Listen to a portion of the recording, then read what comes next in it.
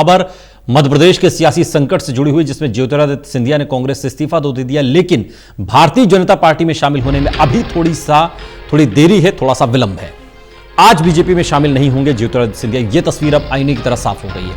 1-2 दिन लगेगा, 1-2 दिन में बीजेपी में शामिल हो सकते हैं ज्योतिरादित्य सिंधिया। सुबह से ही ज्योतिरादित्य सिंधिया के बीजेपी में शामिल होने की खबर आ रही थी। ज्योतिरादित्य सिंधिया ने सुबह कांग्रेस से इस्तीफे का ऐलान कर दिया था।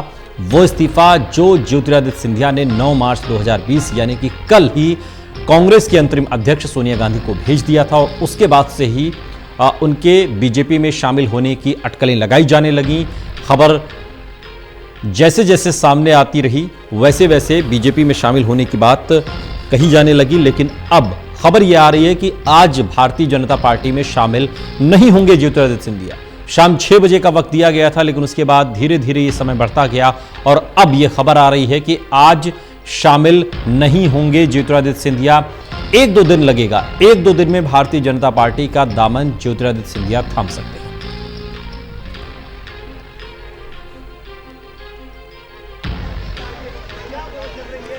तो आज बीजेपी में शामिल नहीं होंगे ज्योतिरादित्य सिंधिया, ये तो बात साफ हो गई है।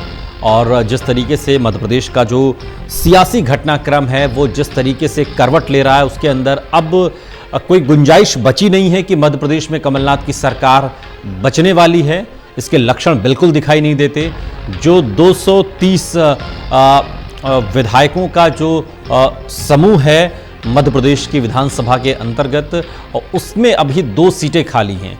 228 सीटें अब ऐसे में बच रही हैं, और इन 228 सीटों में जो बहुमत का आंकड़ा है उससे कांग्रेस पिछड़ रही है। 22 विधायक कमलनाथ का साथ छोड़ चुके हैं। मध्य प्रदेश कांग्रेस के 22 विधायकों ने कमलनाथ का साथ छोड़ने का एक तरीके से ऐलान कर दिया है, और ये सभी जो विधायक हैं ये ज्योतिरादित्य सिंधिया के समर्थक हैं। ऐसे में अब होगा क्या, ये बेहद दिलचस्प हो गया है। तरुण कालरा इस खबर पर और अधिक जानकारी के साथ मेरे सहयोगी जुड़ गए हैं। तरुण, ये तो साफ हो गया है कि आज भारतीय जनता पार्टी में ज्योतिरादित्य सिंधिया शामिल नहीं हो रहे हैं, 1-2 दिन में शामिल हो सकते हैं। ये 1-2 दिन किस लिए? देखिए, जो पहले हमारी बातचीत हो रही थी तो मुझे भी इसी और इशारा लग रहा था कि सीढ़ी दर सीढ़ी अपने मुकाम को हासिल करेंगे ज्योतिरादित्य सिंधिया, और अगर एक भी सीढ़ी के अंदर कुछ क्रैक आए और फिसल गए वो, तो शायद हो सकता है कि जिस मकसद के लिए वो बीजेपी में शामिल हो रहे हैं वो शायद मकसद भी पूरा ना हो। तो हो सकता है कि बीजेपी भी अपना प्रॉमिस ना निभाए। इसीलिए जो सबसे पहला टास्क है वो ज्योतिरादित्य सिंधिया को ये दिया गया है कि आप अपने समर्थक विधायकों का इस्तीफा कराइए, कांग्रेस की सरकार को अल्पमत में लाइए, और शिवराज सिंह चौहान जब शपथ ले लेंगे तब दूसरी सीढ़ी की बात आएगी।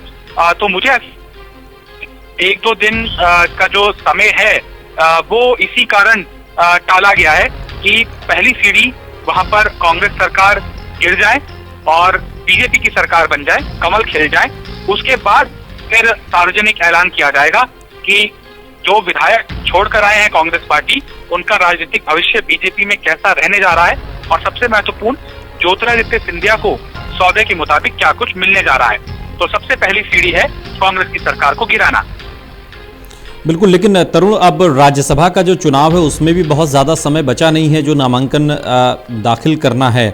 तो ऐसे में अब 1-2 दिन का ही समय उस ओर से भी शेष है, तो इसमें ये सरकार हम समझ ले कि अब बचने वाली नहीं है। अब इस सरकार को कोई नहीं बचा सकता।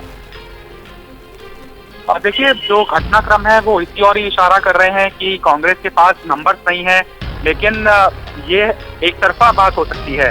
अगर ऐसा ही उनको होती आशंका कमलनाथ को, तो वो अभी तक अपना इस्तीफा दे चुके होते। अभी शायद पिक्चर बाकी है। कमलनाथ ने भी अपने पत्ते पूरी तरह से खोले नहीं है, क्योंकि राज्यपाल को जब उन्होंने 6 मंत्रियों को बर्खास्त करने की सिफारिश की, तब वो एक ऐसा लेटर भी लिख सकते थे कि मैं अपने पद से इस्तीफा देता हूँ, क्योंकि अब 21 विधायक 22 विधायक जाने के बाद मेरे पास 100 का आंकड़ा बचता है, जो कि जादुई आंकड़ा हाउस रिड्यूस होने के बाद बीजेपी के पास है। बीजेपी अब नंबर 1 पार्टी है, कांग्रेस नहीं है। लिहाजा उनका ऐसा कदम ना उठाया जाना कहीं ना कहीं इस बात की ओर इशारा करता है कि प्लान भी कांग्रेस के पास भी तैयार है, और इसका समय रहते हुए खुलासा किया जाएगा। महाराष्ट्र में भी आपने देखा था कि एक तरह से शपथ ग्रहण भी हो गया था फडणवीस सरकार का, लेकिन कांग्रेस और खासतौर पर शरद पवार ने गेम पलट दी